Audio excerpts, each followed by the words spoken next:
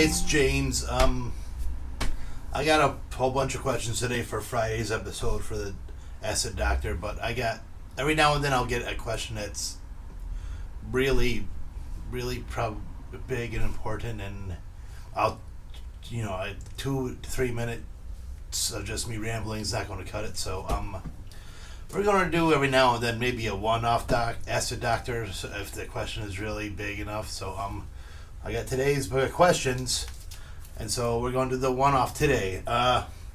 Rob Burgoyne asks, once someone has betrayed your trust, do you allow them to earn it back, or once trust is broken, is there no getting it back?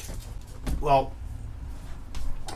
it's a long road to get where I am now, so let's I'll talk about when I was younger, like I'm talking in middle to high school.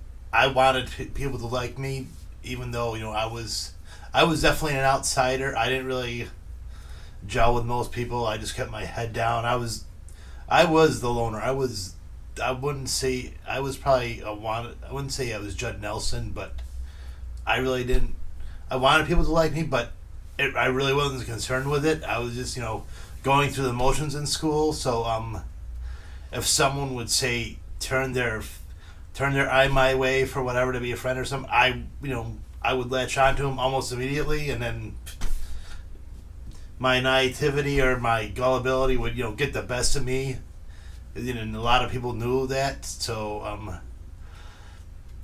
yeah, I would trust a lot of people at that when I was a child and into my teens. So I went to college. I was a little more guarded because I was a sheltered person up until that time, and the world had just opened up to me when I moved out of the house, more or less into a dorm, and I was still a person that I still had a sense of gullibility and naivety and wanted people to like me and whatever, but I was a little more picky, but I still had people that would excuse me and sucker me in and whatnot, and like I had a roommate in particular my junior year who felt the need to every now and then throw away an art project I was doing, like right before day it was due, or an important paper, and every time I would get him on it, he would come up with something like along the lines of, well, I thought it was this or that, or I thought you wanted it thrown away, or it looked like it was garbage, or some shit that just infuriated me every now and then. I'd be like, oh, okay, I guess that's right. I'm sorry, but I should have told you. And I was probably easily manipulated until probably in my early adulthood, into my 20s. I when I got into the workforce, I would watch people and pay more attention, and I guess walls started to build and whatnot, and I'd be a bit more guarded, and just seeing the way the world worked just kind of just really turned me off. So I guess more or less I really built walls in my adulthood. So like I'm talking like Roger Walter, Pink Floyd, the walls, kind of like those big, just to protect myself. So I would say it's very difficult for me to trust people. It's not an easy thing for me to do. I sure as hell don't feel like letting people in just on a whim, just because if people want to come in, it's something they have to earn. They have to show and prove to me that they want to be in it.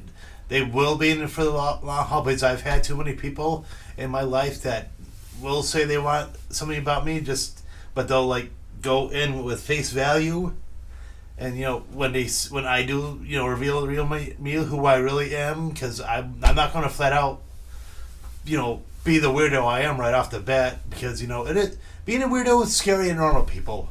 People are afraid of weird.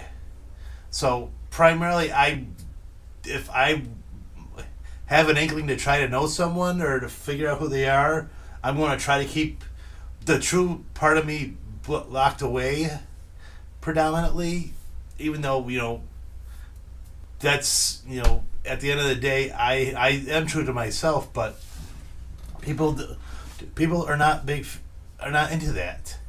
People like normalcy and don't like problems or things that are strange at the end of the day. So it's damn difficult for me to trust people to start off the bat. I mean, it's not saying I don't trust people, but it takes a lot for me to open up to someone, to let someone in, to trust them fully, to want them in my life, to want to be around them or whatever. But I can't just decide one day to let them in and have them be around. And yeah, I basically people have to literally take us, not literally, but take a sledgehammer to the walls and force themselves in if they really want to be in my life. And it's not an easy task. I have no problem. I'm trying to let one or two people in right now. While it's an extremely difficult task for me to do, I am really damn guarded right now, and I'm scared if I let them in, they're gonna find out who I really am and just think I am just too out there, out of the box for them to understand. Which, as I said, a lot of people get nowadays. So now going back to the question, after I've let people in and they betray my trust, which has happened. It's happened with family members, friends, associates, and it's why I have some trust issues, because people have consider me disposable enough to break my trust. So more, people are dead to me. I had a half sister who betrayed my trust and lied to my mother behind my back, tried to destroy my relationship with her.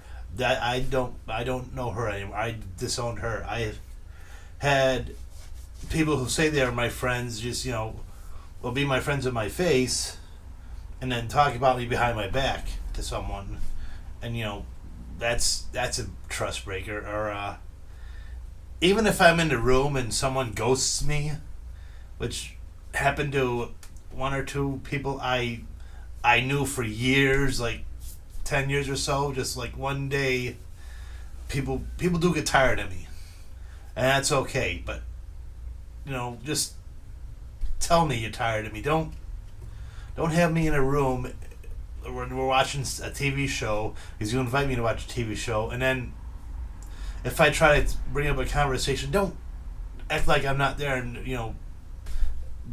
when I say, well, don't acknowledge me when I'm leaving, and that's the only time I talk. It's infuriating. It's embarrassing. It makes me feel like an ass. Now, yeah, if my trust is not easily won. It's never going to be easily won. I wouldn't say it's a trust issue. I'm very guarded. I'm very particular about who I let in, and it's an effort. It's not going to be easy. It will never be easy for me to let anyone in. I don't trust people. I'm okay with that. You have to show that you're genuine and you're not going to take any of the crap I'm going to put in, and show you that what, I'm not going. Tell me you're not going anywhere, which is fine. But it's just I don't. Trusting is so hard. If you're gonna break that trust, it's the biggest sin in my life. It is betrayal, and I can't handle betrayal so well. It hurts. But, it represses me. It regresses me. It just takes me back to that 10-year-old boy that just wants to keep his head down and just get through life and not worry about living. I mean, that's probably what I've been doing the past few years or so, just existing and being that 10-year-old boy, just going through life without trying to be anything to anyone, which it is what it is. I can't help that. It just, my mind works that way. Now I'm not saying it's not possible for me to forgive people. There was one person in my life who's ever apologized for for breaking something in my life, and I'm glad that they did. I appreciate that. I just it made me happy that that one person admitted they're wrong, and was glad that they had the opportunity to fix it, and I'm happy about that. So yeah. I'm sorry. I've probably rambled for a good long time with this, but I thought it was important to say. But it's a giant answer for a pretty good long question. But yeah, it's just a long road to tell you about why I don't. I consider people dead when they backstab me or betray me or whatever. But yeah. Thanks for watching. We'll get back to the regular schedule tomorrow and have a new About Me video, and we'll do another Top 10 on Wednesday, and I have a great bad karaoke planned, and I have a six questions for Friday's Ask the Doctor. So thanks for watching this one, and we'll see you on the next video.